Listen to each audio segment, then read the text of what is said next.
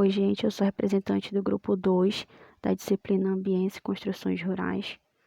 O docente responsável é o Dário Neto, as discentes Adria Nascimento, Euelane Oliveira, Emily Silva e Caroline Santos. O nosso trabalho tem como tema iluminação solar em construções rurais e instalações elétricas voltadas à energia solar. Introdução.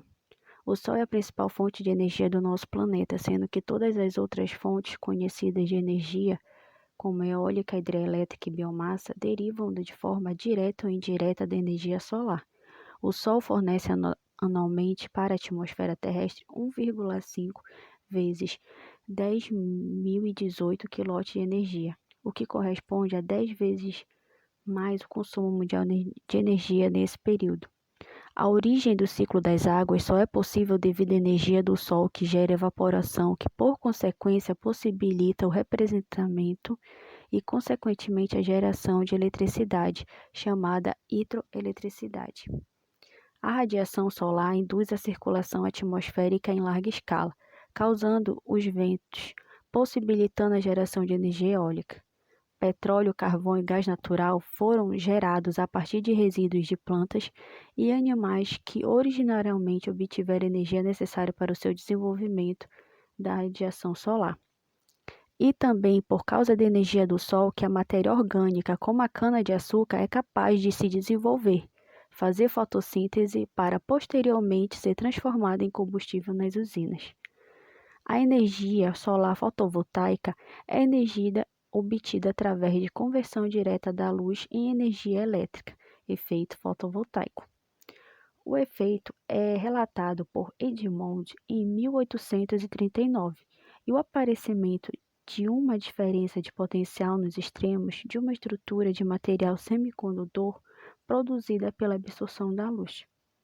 A célula fotovoltaica é a unidade responsável do processo de conversão.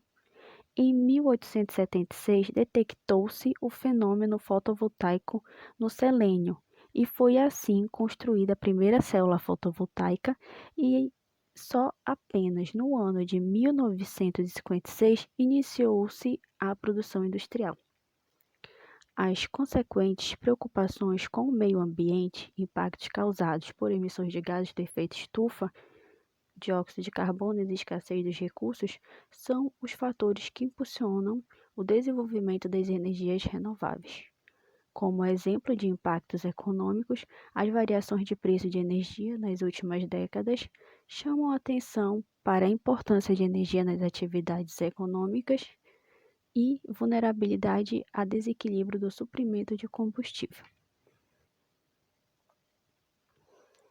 Bom, as matrizes energéticas são as fontes de energias que os seus recursos naturais ou artificiais eles são utilizados pela sociedade para a produção de alguns tipos de energias.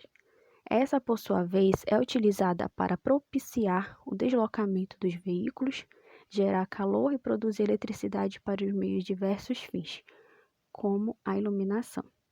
Aqui nessa imagem nós podemos ver que as matrizes elétricas brasileiras e os seus percentuais.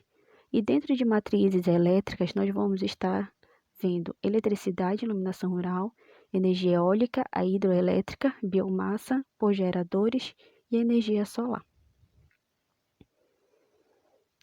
Bom, a eletricidade e a iluminação rural como nós sabemos, a realidade da zona rural e o quanto foi difícil a chegada da energia elétrica para essa população, se fez necessário um programa de fornecimento de energia com o auxílio do Ministério de Minas e Energias, que eles estabeleceram metas e os prazos do programa em cada estado e a área de concessão ou permissão que considerará.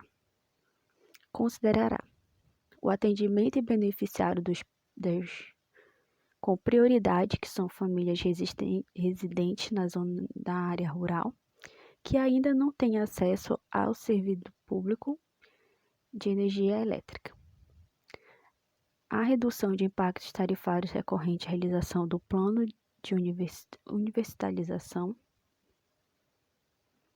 O terceiro, A contribuição do programa para a antecipação do ano de universalização. O quarto, a disponibilização orçamentária e financeira da conta de desenvolvimento energético. E, por último, os anos limites estabelecidos no plano de universalização. Bom, energia eólica. É a energia produzida a partir da energia cinética dos ventos, que são as massas de ar em movimento, e do aquecimento eletromagnético do Sol, que é devido à energia solar, que juntos movimentam as pás de captadores.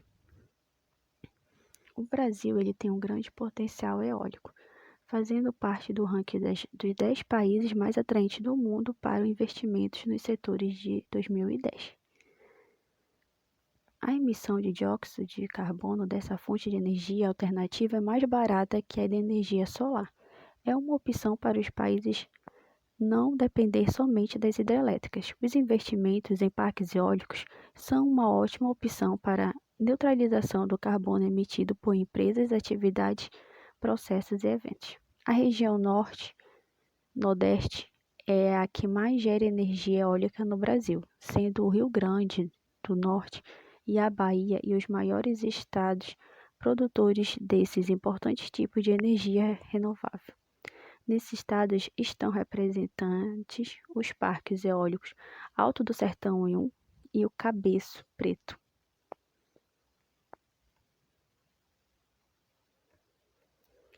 Energia hidroelétrica.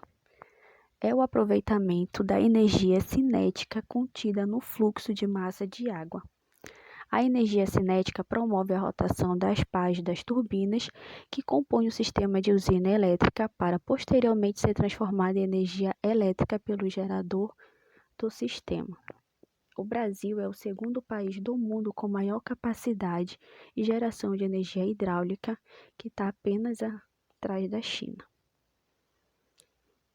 A energia de biomassa pode ser entendida como qualquer matéria orgânica que possa ser transformada em energia mecânica, térmica e elétrica. De acordo com sua origem, pode ser florestal, que vai através da madeira principalmente, agrícola, por soja, arroz e cana-de-açúcar, entre outras. E rejeitos humanos e industriais, sólidos ou líquidos, ou como lixo. Os derivados obtidos dependem tanto da matéria-prima utilizada quanto da tecnologia de processamento para a obtenção dos energéticos. A energia por geradores é um sistema que transforma energia mecânica, química ou solar em energia elétrica. Em edifícios, é mais comum o uso de geradores a combustão que transformam energia química, que é o diesel, em energia elétrica. Esse sistema ele está dividido em três principais formas de funcionamento, que são o tempo todo. Ele é utilizado em edifícios não ligados à rede. O horário de pico. Ele é utilizado para economizar energia nos momentos que concessionária eleva o preço. O stand-by. Ela é ativa quando há falta de energia ou quando o sistema identifica falhas no fornecimento de energia. A falha pode ocorrer por tensão muito baixa ou muito alta, ou ainda fora dos limites de frequência da rede. Estas condições de fornecimento podem provocar danos nos equipamentos elétricos.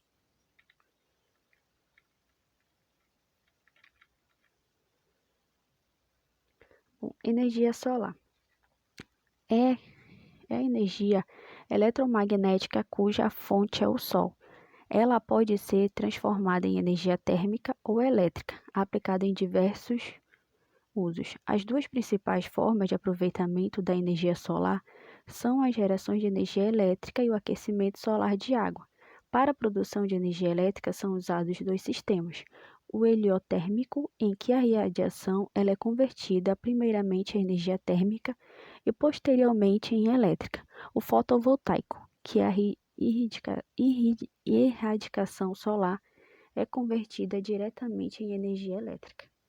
A energia proveniente do Sol é a energia ecológica mais promissora para o futuro e que recebe mais investimentos. Além disso, esse tipo de energia é das mais fáceis de serem implantadas nos próximos estabelecimentos que querem a redução das suas emissões de dióxido de carbono. Bom, por que a utilização de energia solar na agricultura e na pecuária? Em primeiro lugar, a energia solar oferece auxílio aos residentes de zonas rurais, a partir da geração de energia pela captação da luz do sol. Dessa forma, eles não permanecem dependentes da rede e da distribuidora, já que os custos são altos e consomem uma boa parte do investimento de produção. Além disso, a energia solar também pode vir como solução à necessidade da irrigação a partir do bombeamento de água, que gera preocupações em moradores de zonas rurais. A utilização da energia solar fotovoltaica por produtores rurais. Embora a energia solar seja conhecida principalmente por gerar eletricidade para aparelhos eletrônicos, lâmpadas e equipamentos de água, ela também pode ser utilizada por produtores rurais de diferentes formas. Algumas são irrigação das plantações, monitoramento e auxílio dos processos produtivos, fonte de energia para cercas elétricas, bombeamento de água, refrigeração. Além de outras maneiras de utilização da energia solar, para a zona rural, podemos contar com a economia da energia para aumentar a receita de lucro e investimento do agronegócio local.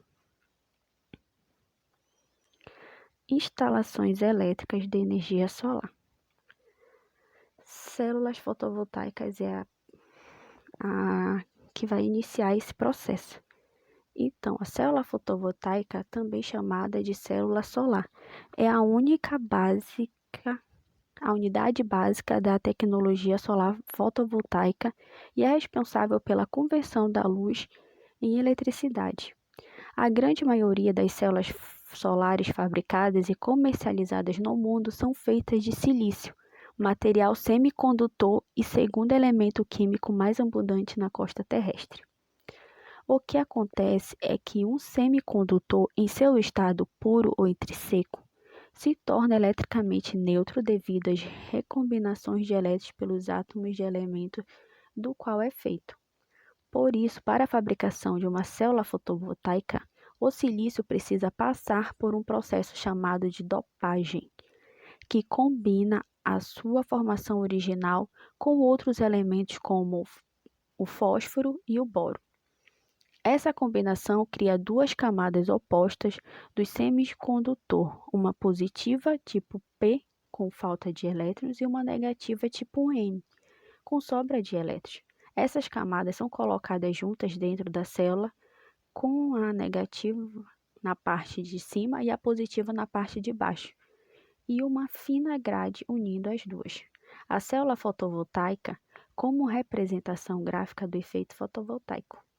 Quando os fótons atingem a célula, eles reagem com os átomos de silício topando e fazem com que os elétrons do lado negativo se desprendam. Esses elétrons não conseguem passar diretamente para o lado positivo e vice-versa devido ao campo elétrico que se cria nessa área de junção.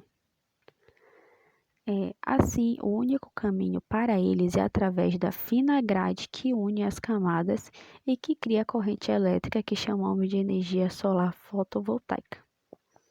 Nessa imagem aqui do lado é o que está representando todo esse processo que eu acabei de citar para vocês.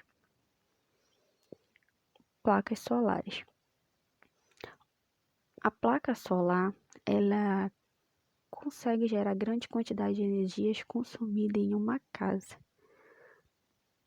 Por isso, é necessário conectar várias células juntas para que se consigam alcançar maiores potenciais, o que é feito através das placas solares. A placa solar ela é conhecida tecnicamente como módulo fotovoltaico. É um agrupamento de células fotovoltaicas ligadas em séries e encapsuladas em várias camadas de proteção. As placas fotovoltaicas mais comercialmente no mercado atualmente são compostas de 60 ou 72 células, com potência entre 240 watts e 35 watts, respectivamente. Os módulos fotovoltaicos comerciais, eles têm forma quadrada ou retangular, com espessura de não mais que 4 centímetros, sem contar a moldura. Seu peso varia entre 18 a 25 quilos e, apesar da aparência rígida, suportam ligeiramente deformações, adaptar-se aos esforços mecânicos. Bom, o kit solar. Ele é um conjunto de equipamentos que devem ser conectados e instalados. Esses kits eles podem ser usados para alimentar qualquer nível de consumo elétrico, desde pequenas aplicações como bomba d'água até suprir as demandas de casas inteiras, variando em complexidades e tipos de equipamento. Nessa imagem, nós estamos mostrando um kit solar para o sistema off-grid. Então, ele contém painel solar, baterias, controlador de cargas e inversores. Se aqui fosse um sistema on-grid, ele ia ter outros equipamentos.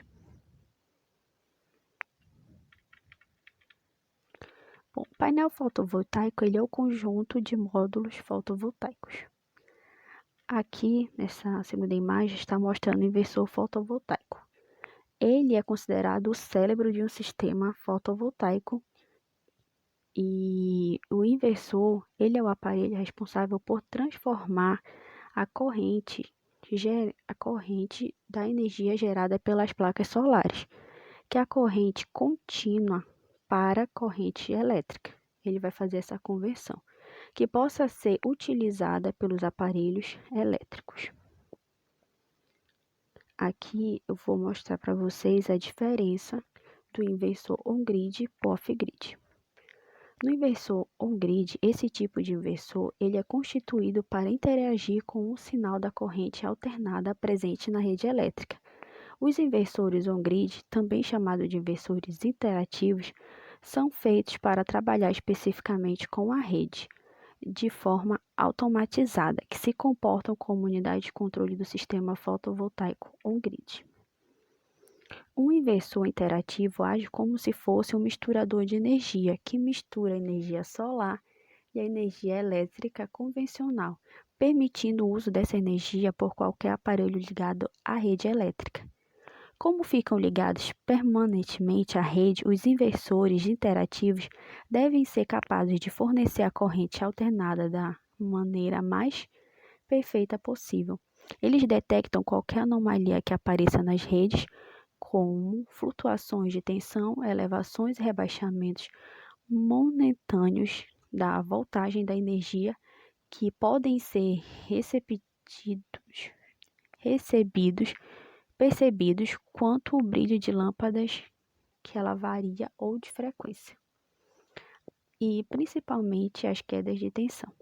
Como o inversor fica permanentemente ligado à rede, no caso de quedas de tensão, apagões, ele deve se desligar automaticamente, evitando pôr em risco o serviço de manutenção.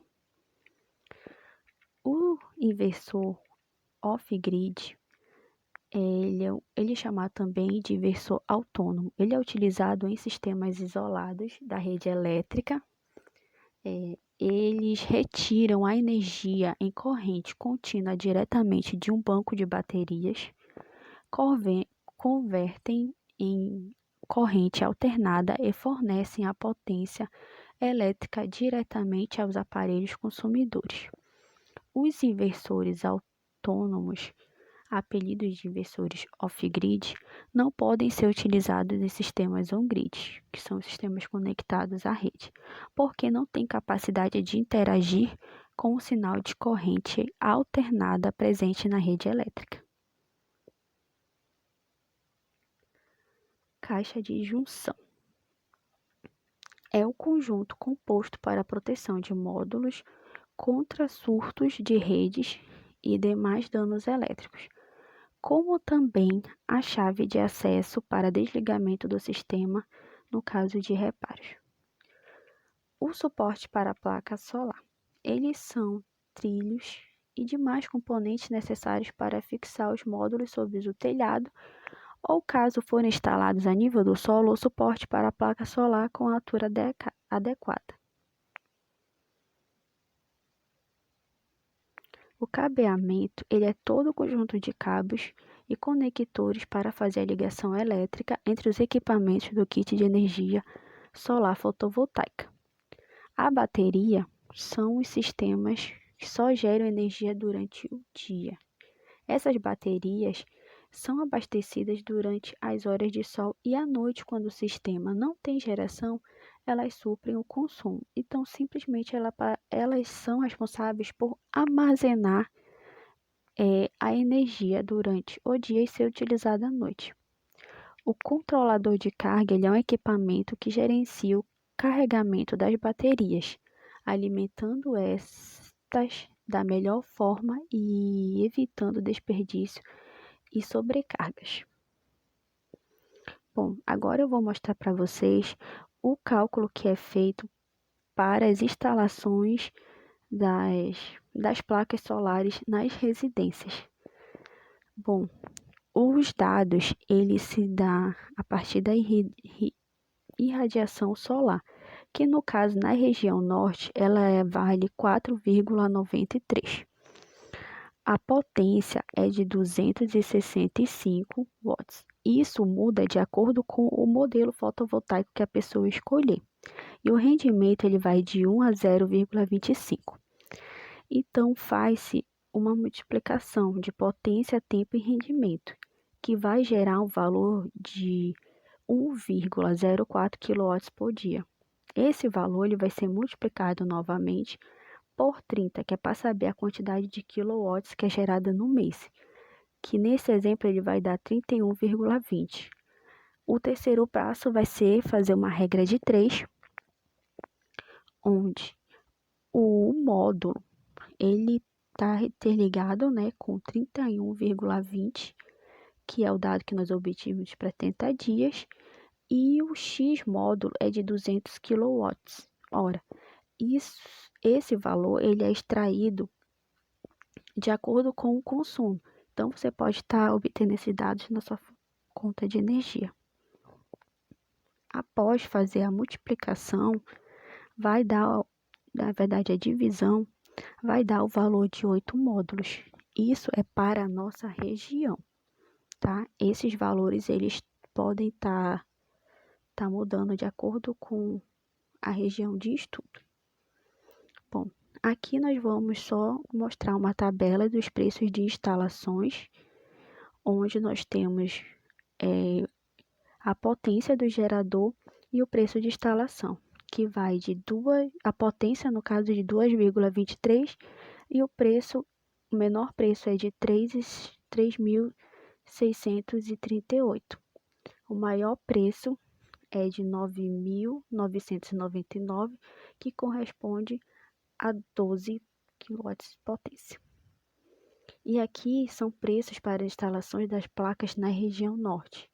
Aqui ele está mais voltada para pequenas empresas, que elas têm umas necessidades maiores do que as residências, e a tabela de baixo ela representa as indústrias, que são para grandes consumidores, onde esse preço ele vai ser bem mais elevado. Aqui está mostrando o sistema na região norte de Igarapé-Açu, onde o processo de instalação ele vai custar à vista em torno de 15.000 a 16. Esse valor ele também pode estar sendo parcelado, que vai de 387 a 394. As normas da ABNT para as instalações.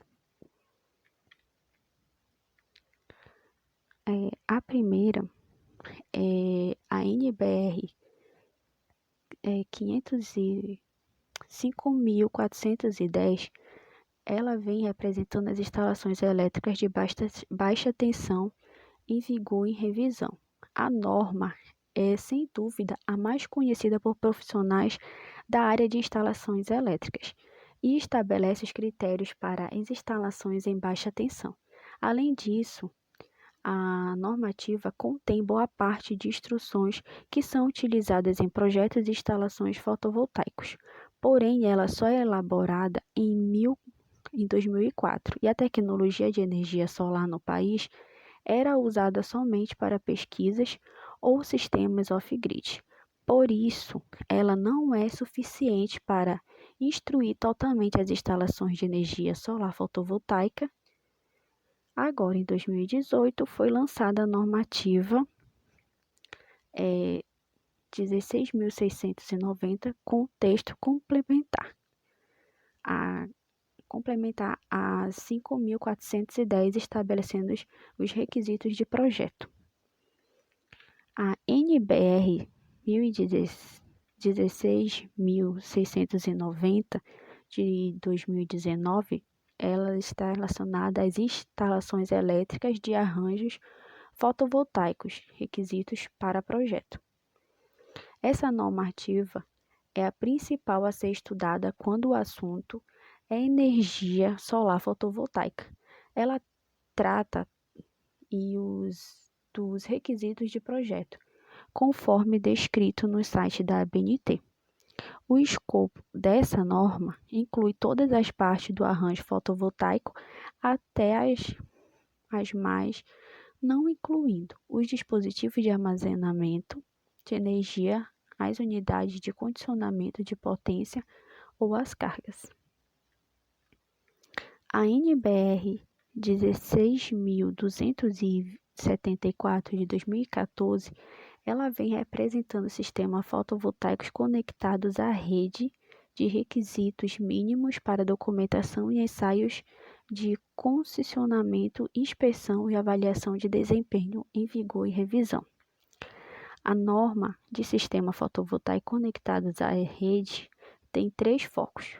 O primeiro estabelece o que deve ser documentado após a instalação de um sistema fotovoltaico conectado à rede. Basicamente, especifica os itens de um laudo técnico de pós-instalação. O segundo foco é estabelecer os requisitos de inspeção. O terceiro foco aborda os procedimentos que devem ser seguidos para avaliar o sistema fotovoltaico depois de finalizar a montagem. É uma norma para garantir a quantidade do sistema fotovoltaico instalado. A NBR 519-1 de 2015, ela vem representando a proteção contra descargas atmosféricas, todas as partes em vigor. Instalações fotovoltaicas são consideradas instalações elétricas, portanto, precisam de conter elementos que visam a proteção contra surtos de tensão na rede. Também são instaladas a céu aberto e, em alguns casos,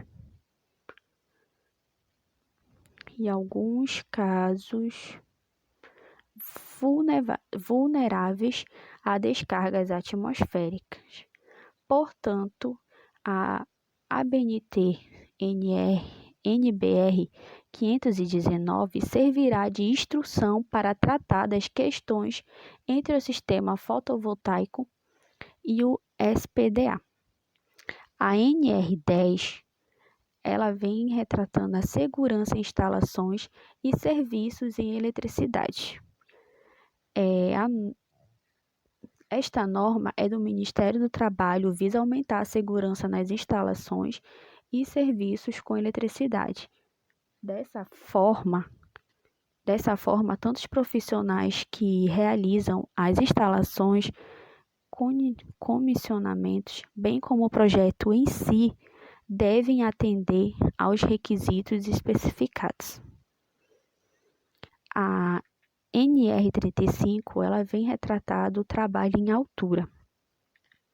Da mesma forma que o trabalho com eletricidade é normatizado pela NR10, a NR35 regula os trabalhadores em altura. É recomendável que os trabalhadores que atuam em instalações acima de 2 metros sejam treinados nessa norma e também que as empresas atendam a todos os requisitos, como exemplo, fornecimento dos EPIs obrigatórios.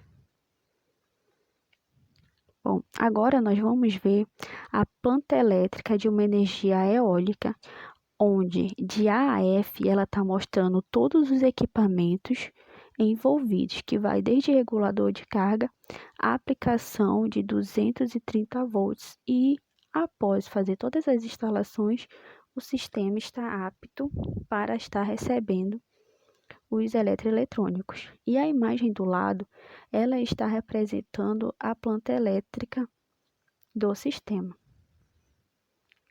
Aqui é a planta elétrica da energia hidrelétrica, aonde ela vai desde a fundação da barragem até a 12, representando a central hidráulica das suas comportas. E do lado mostrando as cotas, né? As medidas de cada parte dessa instalação. Aqui é a planta baixa da energia que é extraída da biomassa, aonde ela se inicia através dos depósitos desses resíduos das culturas, que ele vai ser aquecido e através desse gás que vai ser gerado, vai passar por todos esses refinamentos até gerar energia elétrica em si. Aqui é energia por geradores, aonde ele está mostrando na legenda que ele vai desde a caldeira até a entrada de ar. Aqui são as plantas baixas do sistema do on-grid e do off-grid.